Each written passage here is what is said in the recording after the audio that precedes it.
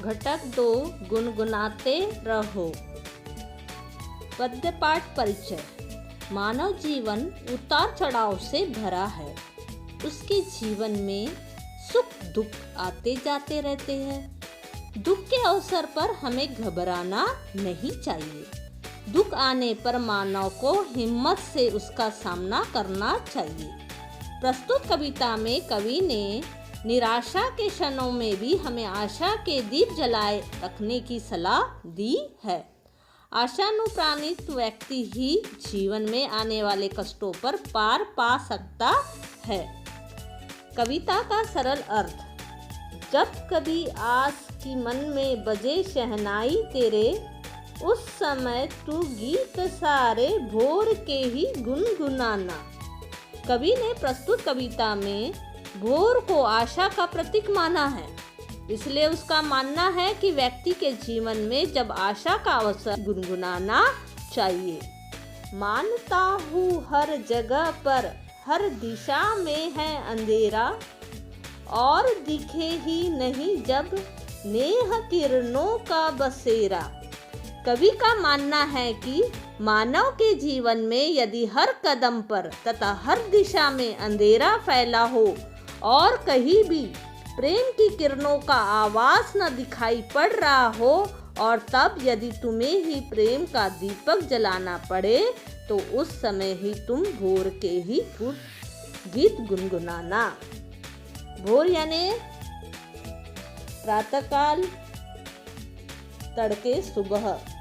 गुनगुनाना यानी धीरे धीरे गाना। बसेरा यानी निवास। अब सेकंड स्टेंजा, दूसरा परिच्छेद।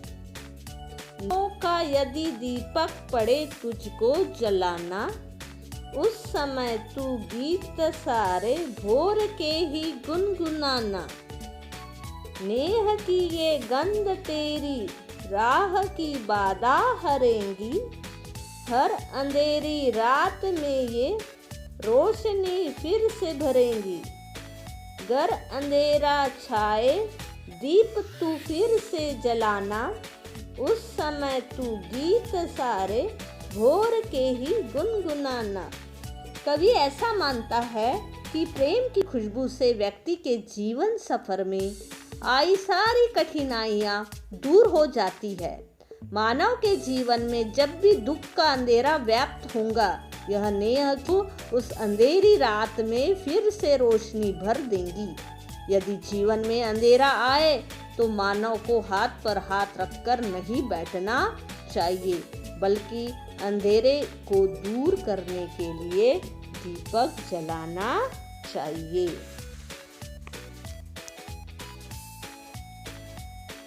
अब समय के साथ में साथी तुझे चलना पड़ेगा, जीत का परचम तुझे हर हाल में गढ़ना पड़ेगा।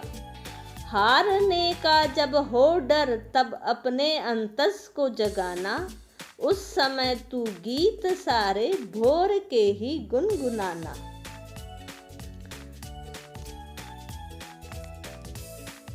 कवि आह्वान करता है कि व्यक्ति को समय के साथ कदम से कदम मिलाकर चलना चाहिए।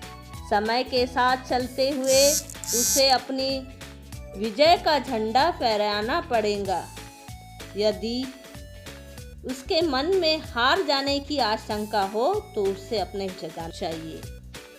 अब नेह यानी क्या था? प्रेम। बाधा यानी कठिनाई। परचम यानी झंडा, ध्वज।